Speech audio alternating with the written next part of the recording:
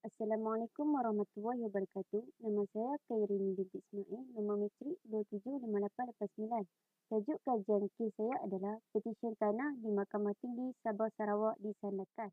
Ini saya akan menghuraikan dengan lebih lanjut tentang pertikaian di antara plaintiff iaitu Persia Sendirian Berhad dengan dependent iaitu semua pekerja di Tanah Melayu di Batu Tiga Nah, Sungai Memanjang, Simpan dalam Luran Sanakan Sabah. Plaintiff telah memfailkan permohonan di bawah Perintah Mahkamah Tinggi 1980 Peraturan 89 bagi mendapatkan perintah supaya plaintiff mendapat semula hak milik tanah yang dipegang di bawah pajakan sementara dan penyewaan sementara atas alasan dependent telah menduduki tanah yang dipersoalkan tersebut tanpa lesen atau kebenaran daripada plaintiff. Seterusnya ialah plaintiff dan defendant.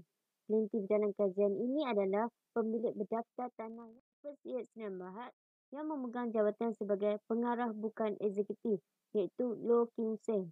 Defendant dalam kes ini pula merujuk kepada semua pekerja di Tanah Melayu. Terdapat beberapa defendant yang disebutkan namanya dan tidak disebutkan namanya dalam senarai keahlian berdaftar. Selanjutnya ialah kronologi. Tanah tersebut telah dipindahkan pada atau sekitar 3 Disember 2009 oleh pemilik yang berdaftar sebelumnya iaitu Persatuan Koperasi Pembangunan Tanah Sungai Pasir Sdn Bhd iaitu koperasi yang sepatutnya didaftarkan di Sabah di bawah pendaftaran bernama 78-62 dan mempunyai alamat korespondennya. Pemberitahuan plaintiff pada tarikh 21 Disember 2009 telah menerima surat bertarikh 8 Januari 2010 daripada orang yang tidak dikenali, iaitu orang-orang yang menduduki tanah tersebut.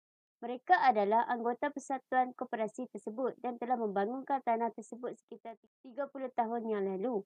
Mereka enggan mengosongkan tanah tersebut dan mencabar plaintiff untuk mengambil tindakan di mahkamah. Surat ikatan hak telah menjadi bukti ke atas tanah tersebut di bawah hak milik pada 11 Januari 2010. Plaintiff telah menerima surat daripada defendant iaitu meminta agar dirinya dan seorang lagi diberi kebenaran untuk tinggal di rumah yang mereka tinggal sekarang. Namun, plaintiff tidak bersetuju. Sekitar Januari 2010, plaintiff telah didatangi oleh beberapa orang yang mendakwa bahawa mereka adalah ahli dari persatuan koperasi dan berminat dengan tanah tersebut.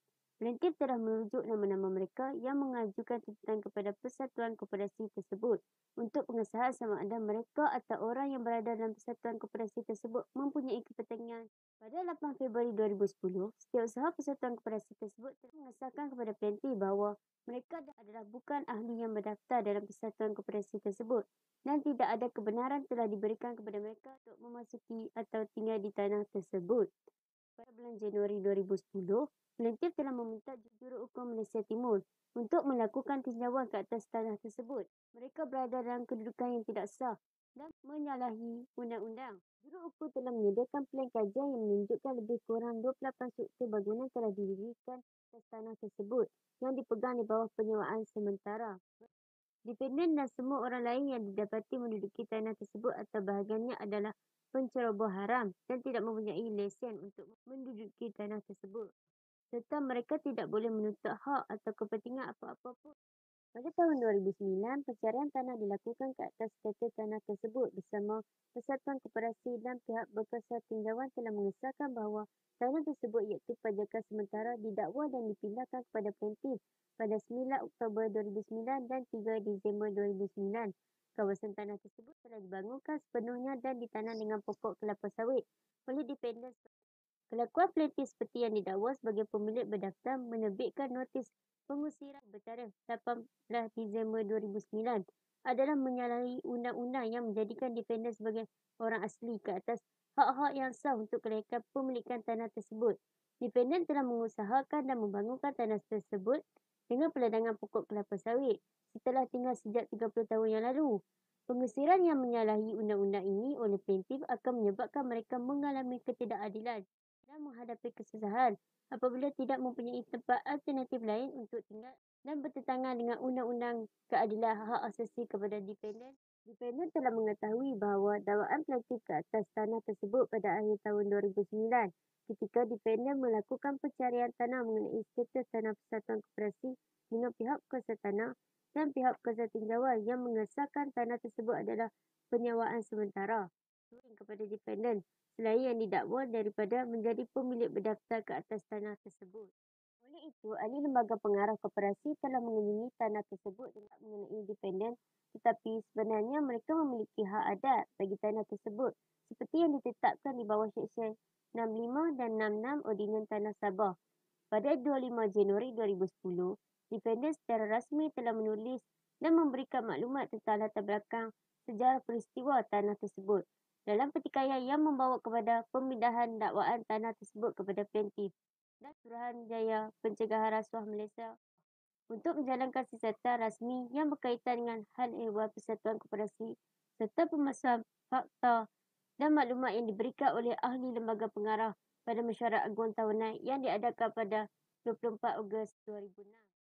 SPRM telah mengetahui tentang pemindahan dan pendaftaran tanah tersebut untuk kepentingan plaintiff yang dilakukan berdasarkan maklumat palsu dan fakta yang tidak benar diberikan oleh koperasi tersebut. Defendant telah diarahkan oleh peguamnya bagi mengeluarkan surat aduan rasmi yang ditujukan kepada Suruhanjaya Koperasi Malaysia menyatakan bahawa tindakan penipuan, pendedahan fakta yang tidak benar dan maklumat palsu telah diberikan berkenaan dengan transaksi jual beli tanah kepada plaintiff yang sengaja dilakukan untuk melecehkan hak-hak dan kepentingan pemilikan saham oleh defendant terhadap Persatuan Koperasi.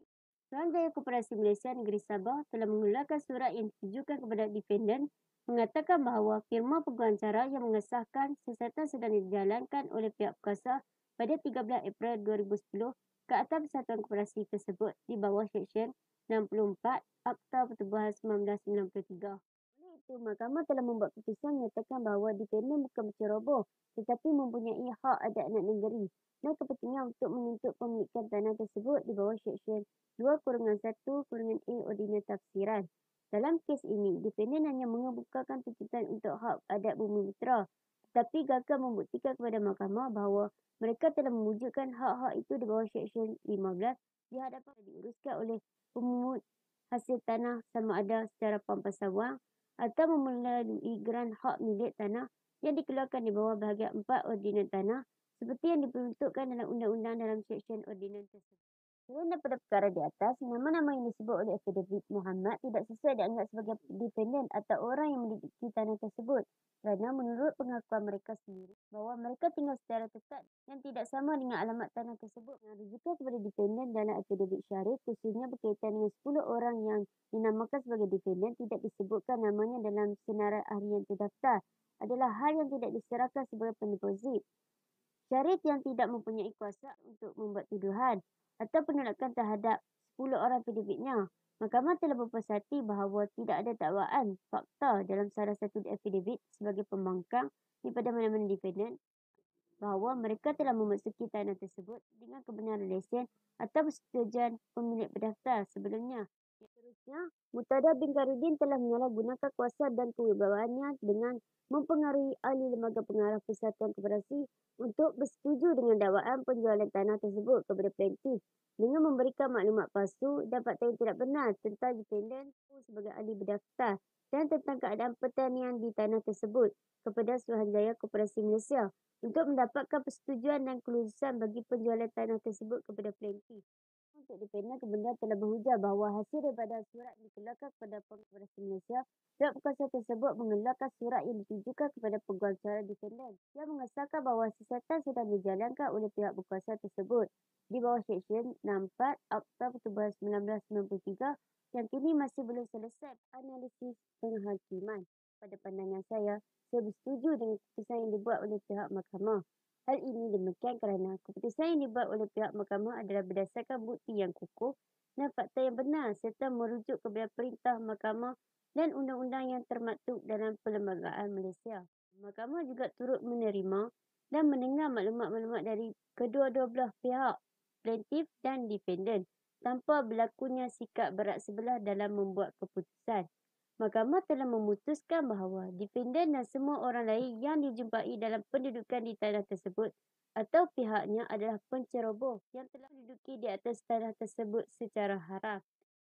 Mereka tidak boleh menuntut apa-apa hak atau kepentingan untuk terus kekal dalam pendudukan tanah tersebut. Mahkamah telah membenarkan saman pemohon plaintiff terhadap defendant bertarikh pada 1 April 2011 oleh Suruhanjaya Kehakiman Sandakan Sabah.